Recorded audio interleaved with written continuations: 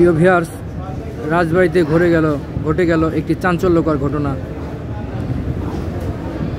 23 August 2025 Nurul হক পাগলা ওরফে নুরা পাগলা নামে এক ব্যক্তি, যিনি দীর্ঘদিন এখানে বসবাস করেন এবং এখানে একটা খানকা শরীফ ও মাজার নির্মাণ করেন। তিনি নিজেকে খোদা দাবি করেন, ঈসা আলাইহিস সালাম দাবি করেন এবং সর্বশেষ ইমাম মাহাদি হিসেবেও দাবি করেছেন। এবং তিনি 2025 সালের 23 আগস্ট মৃত্যুবরণ করেন হৃদরোগের কারণে। এবং তাকে যেখানে দাফন করা হয় সেখানে মাটি থেকে 12 ফুট উচ্চতা,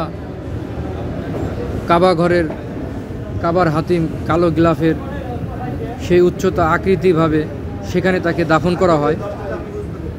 সেখানে শিরিকের আড্ডা সমস্ত কিছু করা হয়।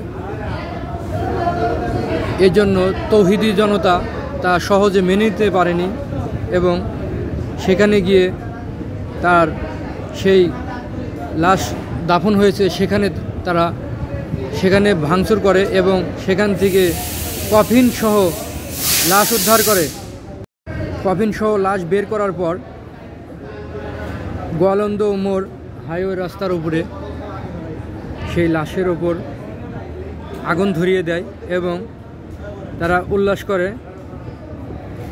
যদিও এটা সবাই হাসি মুখে মেনে নিয়েছে, কিন্তু ইসলামের দৃষ্টিকোণে এটা কখনো কাম্য ছিল না। মৃত ব্যক্তির ওপর বিশেষ করে মুসলমান জাতির কোনো এরকম বর্বরচিত ঘটনা ঘটানো উচিত হয়নি। এটা সম্পূর্ণ মুসলমান বিরোধী কাজ। তো আমরা হয়তো মুসলিম যারা জনতা আছি তাদের আবেগের কথা, যেখানে শিরকি পালন করা হয়, শিরক যুক্ত এই জায়গাটা, এটাকে ভেঙে দেওয়া যায়। তিনি জীবিত থাকতে হয়তো তারা মামলা মোকদ্দমা করতে পারতেন। মামলা মোকদ্দমা করলে বাদে হয়তো তাকে দেশের সর্বোচ্চ আইন দ্বারা যতটুকু তিনি শাস্তি পাওয়ার যোগ্য ততটুকু তিনি শাস্তি পেতেন। কিন্তু তিনি মারা যাওয়ার পর তার লাশের সাথে এই ধরনের ঘটনাগুলো কেউই মেনে নিতে পারে নাই।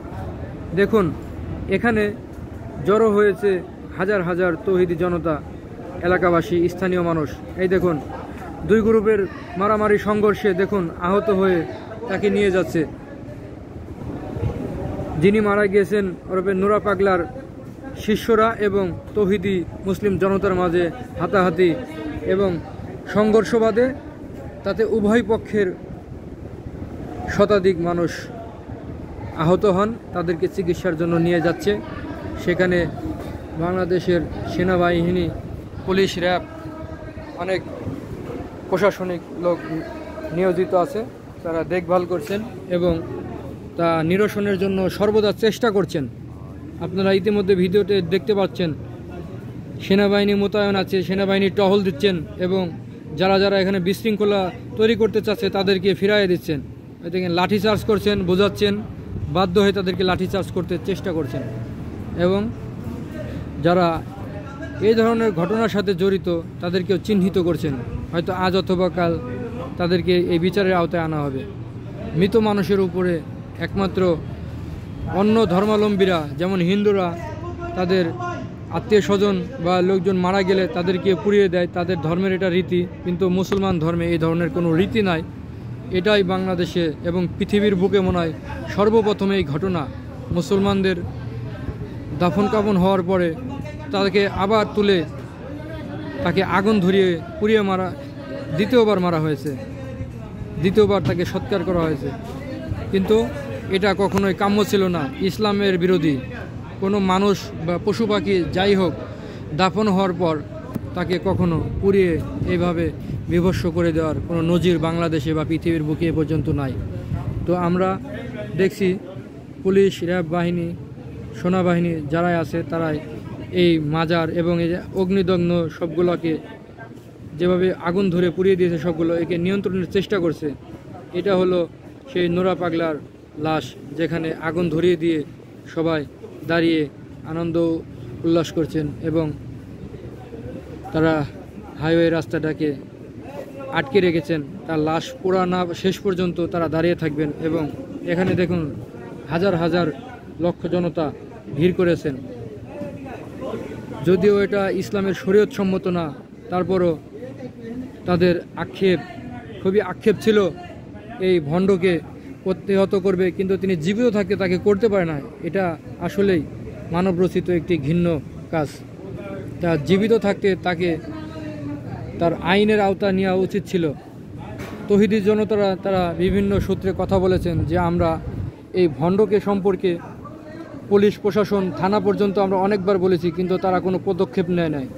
এখন আমাদের সময় এসেছে, আমরা এর নিজ হাতে এই ভণ্ডকে প্রতিহত করব।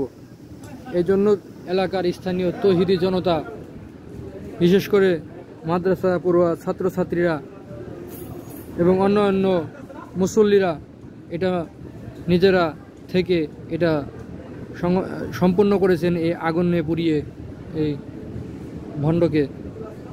কিন্তু মানবিক বিবেচনায় এটা কখনো কাম্য ছিল না। শিরিক সবথেকে বড় গুনাহ, এটা আমাদের সবথেকে আগে বুঝতে হবে। যেখানে শিরিক আছে সেখানে মুসলমানের কোনো সম্পর্ক নেই, কিন্তু শিরিককে কখনো পাত্তা দেওয়া যাবে না, কখনোই মুসলমানরা বরদাস্ত করে না। শিরিক যেখানে হয়, আল্লাহ বিরোধী কোনো কাজ হলে, সেখানে খাঁটি মুসলমান থাকতে তা কখনো মেনে নিতে পারে না। সর্বদা দেশ বা বিশ্বের যেখানেই শিরিক আল্লাহ বিরোধী কোনো কাজ হবে সেখানে মুসলমানদের হুঙ্কার দিতে হবে, কিন্তু কখনো কোনো মানুষের লাশ পুড়িয়ে এটা সৎ কাজ হতে পারে না। তো আপনারা এই ভিডিওটা দেখলেন, সম্পূর্ণ দেখলেন, এবং এ থেকে শিক্ষা অর্জন করতে হবে আমাদের।